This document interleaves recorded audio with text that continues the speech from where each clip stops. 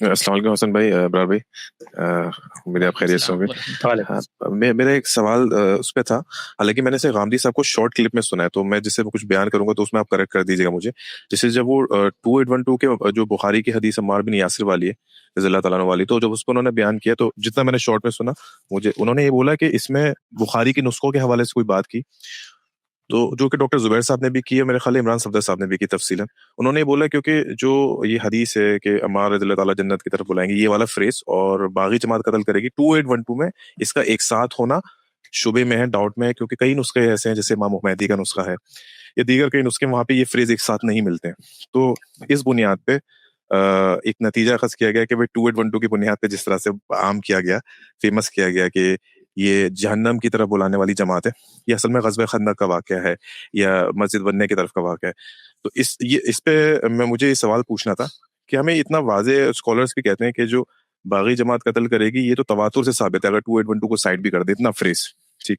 اب رہی بات اس کی کہ جنت کی طرف بلائیں گے عمار، وہ جہنم کی طرف بلائے گی جماعت، تو یہ والا فریز جب خالی 2812 کے پس منظر میں دیکھتے ہیں تو کہتے ہیں غالباً یہ قریش کی طرف ہے، کیونکہ اس وقت مسجد تعمیر ہو رہی تھی، 2 پتھر اٹھا کے لا رہے تھے، تو یہ قریش کی طرف بات ہو رہی ہے. تو اگر یہ بھی مان لیا جائے تو واضح ہوتا ہے کہ جس وقت غزوہ خندق کہہ لیں یا مسجد نبوی کی تعمیر کہہ لیں، تو اس وقت جو قریش میں امیر معاویہ بھی تھے، وہ بھی غیر مسلمان تھے اس وقت، اور ان کے والد صاحب بھی غیر مسلمان تھے، تو یہ تب بھی ان پہ ہی فٹ ہو جاتا ہے. تو مجھے یہ تحقیق سمجھ میں نہیں ہے، کیونکہ کئی اسکالرز ہیں وہ بولتے ہیں ٹھیک ہے یہ کئی جگہ مسنگ ملتا ہے یہ فریز، لیکن اس سے زیادہ نسخوں میں یہ پریزنٹ ہے. تو یہ تحقیق جو بال کی کھال نکالنا ہے. یار میں ایک بات آپ سے پوچھتا ہوں، آپس کی بات، ایک چھوٹے بھائی کی حیثیت سے، یہ اللہ تعالیٰ نے ہمیں یہ ذمہ داری دی ہے کہ ہم لوگوں پر جنت جہنم کے اس طرح کے فیصلے فٹ کریں. ذرا اب سوچیں ایک منٹ کے لیے کہ ہم کبھی کبھی اتنے خود فراموشی میں چلے جاتے ہیں کہ اللہ تعالیٰ قیامت کے دن ہمیں کھڑا کرے اور ہم سے پوچھے کہ تم نے اس طرح سے چیزوں کو لوگوں پہ فٹ کر کے ان کی جنت جہنم کے فیصلے سنانے کی کوشش کی، تمہیں اس کا اختیار کس نے دیا تھا روئے زمین؟ یعنی آپ ذرا سوچیں، ہم لوگ کمال ہو جاتا ہے کبھی کبھی، یعنی میرے بارے میں کوئی یہ بات کہے، میرے بارے میں کیا، میرے فرقے کے بارے میں کہے، تو میں اس کی جان کے در پہ آ جاتا ہوں کہ بھئی ہم تو مسلمان ہیں، راسخ العقیدہ ہیں، یہ دیکھو ہمارے یہ دلائل ہیں. اور کتنی آسانی سے ایک سانس کے اندر ہم صحابہ کرام کے بارے میں یہ دعویٰ لے کر کھڑے ہو جاتے ہیں کہ ان میں سے فلاں شخصیت کے بارے میں ہمارے پاس فلاں دلیل ہے جس کی روشنی میں تواتر سے یہ ہو گیا. ابھی میں کچھ سوالات کرتا ہوں اس کے اوپر آپ کے سامنے آ کے، لیکن میں صرف عمومی رویے پہ، یعنی انسان اس قدر حدود ناآشنا ہو جاتا ہے کہ اس کو یہ معلوم ہی نہیں رہتا کہ دنیا میں وہ کرنے کیا ہے. بھئی میرا آپ کا امتحان ہے کہ میں جنت اور جہنم کے لیے منتخب ہوں، ہم یہاں بیٹھ کے لوگوں کو جنت اور جہنم سے محروم کر رہے ہیں جن کا فیصلہ اللہ نے میرٹ پہ کرنا ہے. ذرا امیجن کریں کتنی خطرناک بات ہے. اور اس طرح کے معاملے میں کوئی غلطی اگر ہم سے ہو جائے تو ہم لوگ کہاں جائیں گے؟ کیا پیغمبر کی وہ روایتیں ہمارے سامنے نہیں ہے کہ جس میں انہوں نے فرمایا کہ کسی مسلمان کی اگر تم تکفیر کرتے ہو تو وہ تو پھر اگر مسلمان تھا تو تم ظاہر اسلام سے نکل جاتے ہو، تو ہم کہاں جائیں گے؟ بہت ڈرنے کی بات ہے، یہ بڑی تنبیہ کی بات ہے. یعنی اپنے فرقہ وارانہ تعصبات کے زیر اثر اپنی برتری اور حق پہ ہونے کو ثابت کرنے کے لیے نعوذ باللہ من ذالک اس سطح پر ہم چلے جاتے ہیں کہ لوگوں کے جنت اور جہنم کا فیصلہ کرتے ہیں اپنی تائید کے اس طرح کے دلائل ڈھونڈ کے کہ فلاں نے فلاں کو کہا کہ یہ ہوگا تو وہ ہوگا، تو فلاں حق پہ ہوگا، تو باغی یہ تھے، تو اس وقت وہ نان مسلم تھے، تو فلاں تھا. میں بھی روایت پہ بات نہیں کرنا، ہزار سوالات ہیں روایت پہ میرے، لیکن میں اس رویے پہ بات کر رہا ہوں کہ مسلمانوں کو اپنے اسکالرز اور اپنے فرقوں کی لڑائی میں اپنا ایمان نہیں گنوانا چاہیے. شیعہ سنی مخاصمت کے بڑے گہرے اور عوامل ہیں، وہ نظریہ امامت سے شروع ہو کر دنیا کی اسکیم میں اس امام کی موجودگی اور پھر 10,000 چیزیں ان سے پیدا ہوتے ہیں. اس کے اندر آپ ان کو کہیں ٹھیک ہے جی ہمیں بات سمجھ میں آتی ہے، ہم آپ کے ساتھ ہیں، سیدنا علی حق پر تھے، سب ٹھیک ہے، یہ لوگوں کی جنت جہنم کے فیصلے نہ کریں. یہ ہمیں برباد کر دے گی یہ چیز قیامت کے دن. اور اس وقت پتہ چلے کہ حدیث عمار کا نسخہ تو وہ دوسرے والا ٹھیک تھا اور ہم وہاں پر اپنی آخرت گوا کے بیٹھے. ان بحثوں کو یہیں تک رکھیں کہ بھائی یہ تاریخ کی بحثیں ہیں، ان میں یہ مختلف چیزیں پیش کی جاتی ہیں، یہ رجحانات ہیں. ایسے جری ہو کر آدمی فیصلہ کرنے لگ جائے تو نعوذ باللہ من ذالک ہماری آخرت برباد نہ ہو جائے. یہ پہلی چیز ہے. دوسری چیز، کچھ طالبانہ سوالات ہیں، ذرا مائک انمیوٹ ہی رکھیے گا ان کا. یہ آپ نے فرمایا کہ یہ تواتر حاصل ہے. تواتر کیسے حاصل ہے؟ تواتر کا مطلب ہوتا ہے کہ پیغمبر صلی اللہ علیہ وسلم نے جس وقت اس چیز کو انیشیٹ کیا، افراد کی اتنی بڑی تعداد اس وقت سے لے کر آج تک اس فکر کو اگر وہ فکر ہے تو علم اور اجماع کے ذریعے، اور اس کا کوئی عمل ہے تو عمل میں ڈھال کر آگے منتقل کر رہی ہے. تو یہ جو چیز آپ نے بیان کی، تو یہ تواتر کس کا ہے؟ رسول اللہ کا یا امام بخاری کا؟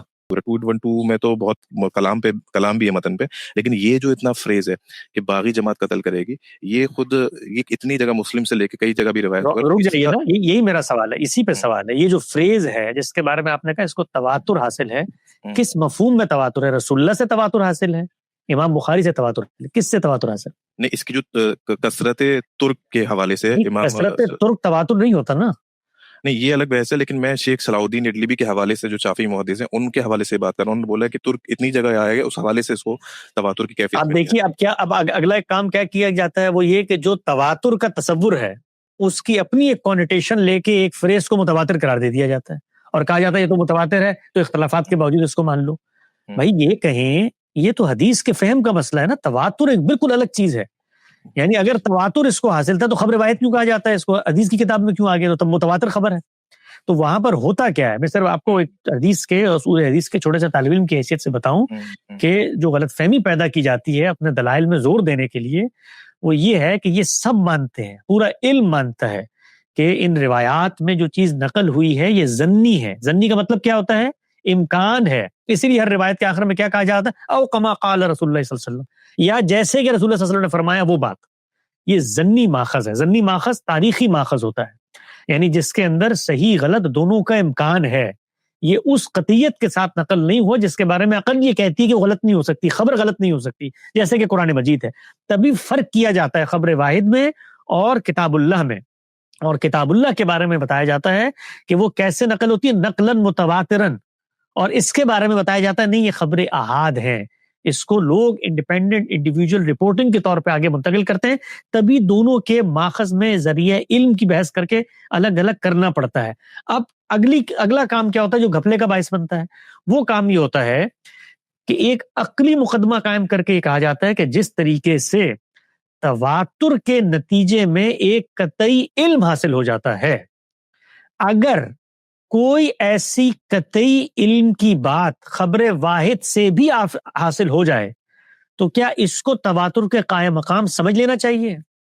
آپ سن رہے میری بات پہنچ رہی ہے؟ جی. اس کو وہ یوں بیان کرتے ہیں اصول حدیث کے لوگ کہ ما افاد القطع، وہ چیز جو قطع کا فائدہ دیتی ہے. یعنی قطعیت سے قرآن مجید مل گیا، قرآن مجید نے تصور ہمیں دے دیا، وہ محکم قطعی الدلالہ ہے تصور. وہ کہتے ہیں اگر خبر واحد سے بھی کوئی ایسا تصور مل جائے ہمیں جس کے بارے میں ہم یہ خیال کریں کہ اس سے بھی قطعیت کا فائدہ ملتا ہے، تو اس کو بھی تواتر کے قائم مقام سمجھ لینا چاہیے ہے.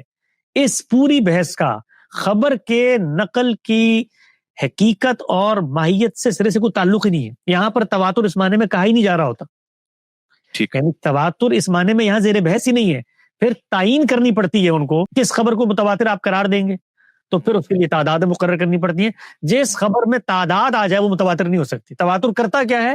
تواتر آپ کو اس تحقیق سے اوپر اٹھا لیتا ہے کہ آپ اس میں راوی دیکھیں، بندہ دیکھیں، افراد، اتنی بڑی تعداد. یعنی تواتر سے کسی واقعے کی رپورٹنگ قطعیت سے منتقل ہو جاتی ہے. یہ عقلی مقدمہ ہے. کیوں عقلی مقدمہ ہے؟ اس لیے کہ افراد کی اتنی بڑی تعداد کو آپ آمادہ کریں جھوٹ پر، یہ عقلاً محال ہے. اور یہاں پر کیا ہے؟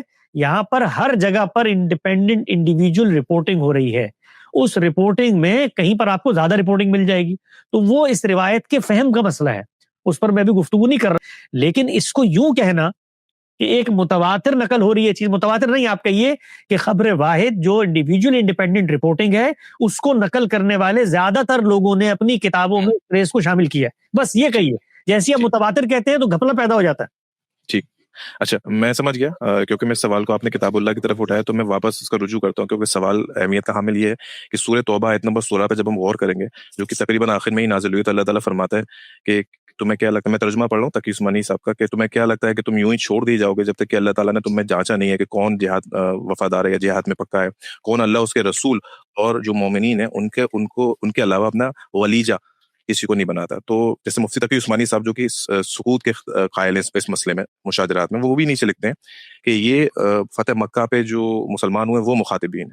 تو یہاں پہ اللہ تعالیٰ نے ایک اصول معین کر دیا سورۃ توبہ آیت نمبر 16 میں کہ جو طلقاء ہیں ان کی وفاداری ہی یہ ہے کہ ایک تو جہاد میں ثابت کرنا ہے, پلس اپنے جو سینئر صحابہ ہیں ان کا ساتھ دینا ہے, ان کا بالکل انہی کے خلاف نہیں جانا ہے. تو بہت بنیادی بات ہو گئی. اگر یہ ذرا ایک سیکنڈ رکیے گا, سینئر صحابہ ہیں ان کا ساتھ دینا ہے, ذرا عربی متن کا ترجمہ پڑھ کے بتائیے گا. ٹھیک, میں پڑھ رہا ہوں سورہ. جو سینئر صحابہ ہیں ان کا ساتھ دینا ہے, جی یہ جو ترجمہ ہے اس کا عربی متن, اگر عربی نہیں ہے تو اردو پڑھ کے بتا دیں. میں عربی بتا دیتا ہوں آپ کو, میں پورا پڑھ دیتا ہوں. ام حسبتم ان تترکوا ولما یعلم اللہ الذین جاہدوا منکم ولم یتخذوا من دون اللہ ولا رسولہ ولا المؤمنین ولیجا واللہ خبیر بما تعملون. ترجمہ کریں اس کا, آیت کا جو ترجمہ مفتی تقی عثمانی صاحب نے لکھا ہے بالکل وہ ترجمہ لفظ بہ لفظ پڑھیں, جس میں یہ کہا ہے کہ سینئر صحابہ کے ساتھ اب تم نے ان کی اطاعت کرنی, ان سے لڑائی نہیں کرنی.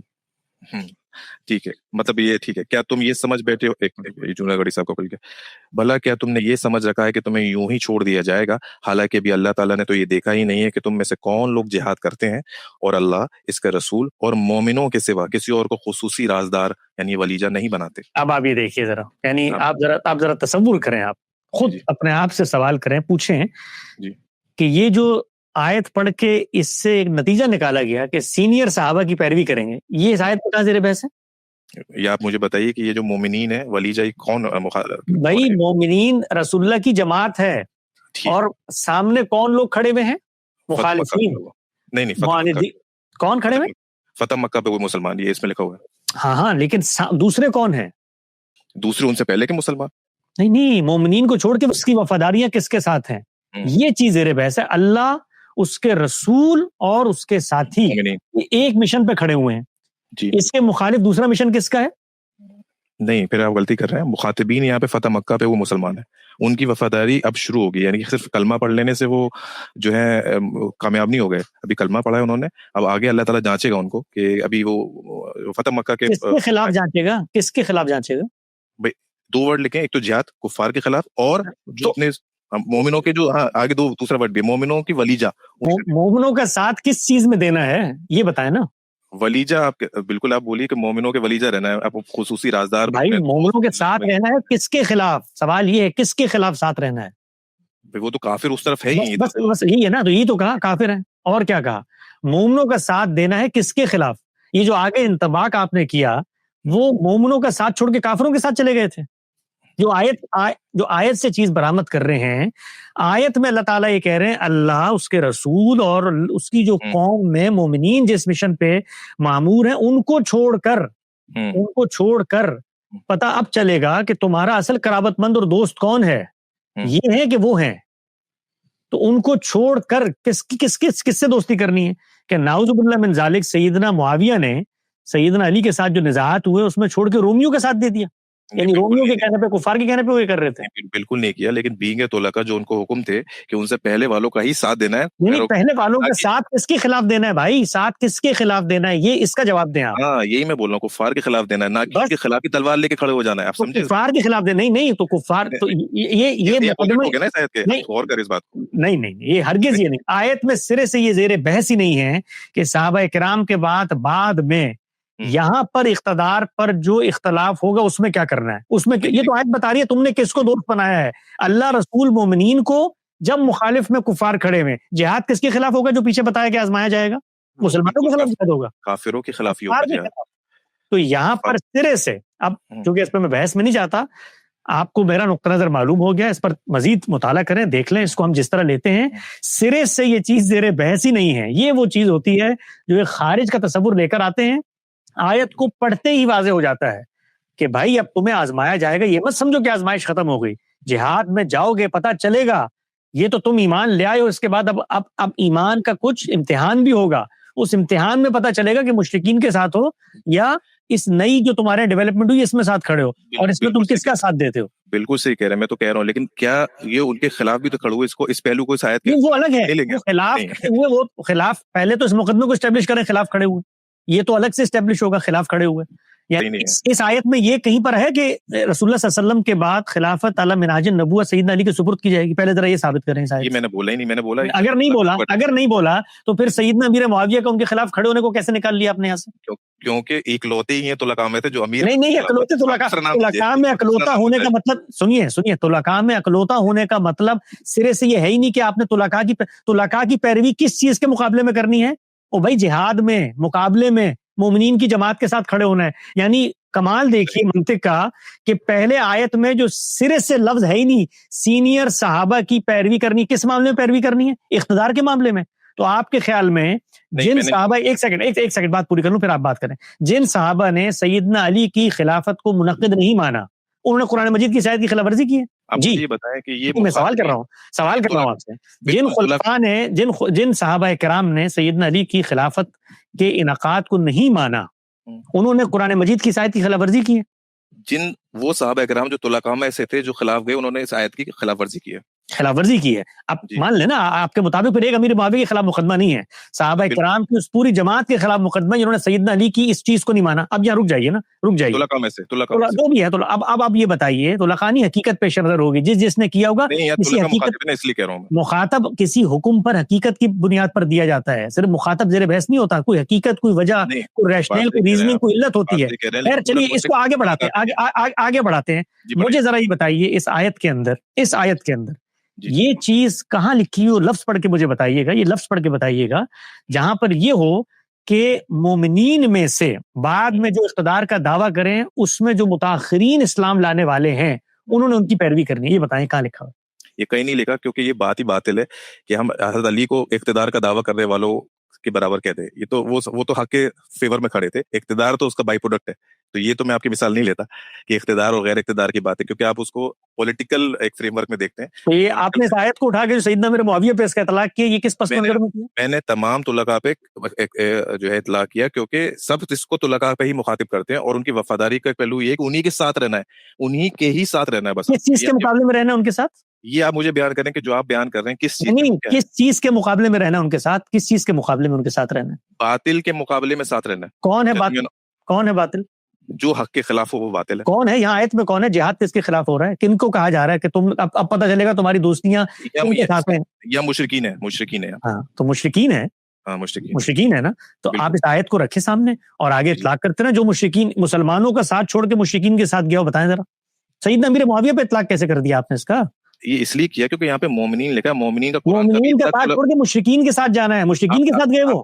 اب جو یہ غلطی مائنر سی ہو رہی ہے میری اصلاح کریے گا. یہ جو مومنین کا اطلاق آپ طلقاء پہ کر رہے ہیں، قرآن کوئی اطلاق نہیں. مومنین کا اطلاق رسول اللہ صلی اللہ علیہ وسلم کی جماعت پر ہے. غلط ہے. سنیں میں کریکٹ کر دوں، مومنین کا اطلاق طلقاء پہ قرآن کبھی کرتا ہی نہیں ہے. بھائی یہ تو خود قرآن مجید میں سورہ توبہ میں یہ بات بیان ہو گئی ہے، فَإِنْ أَقَامُوا الصَّلَاةَ وَآتُوا الزَّكَاةَ فَخَلُّوا سَبِيلَهُمْ. اور دوسری جگہ پہ کیا بیان کیا؟ فَإِخْوَانُكُمْ فِي الدِّينِ. یہ بھائی ہیں تمہارے برابر کے دین میں. تو میرا یہ خیال ہے کہ اب یہ بحث آگے بڑھ جائے گی. آپ کا نقطہ نظر سامنے آ گیا، میں نے اپنی رائے دے دی، دونوں غور کرتے ہیں دوسرے کی بات میں. Thank you.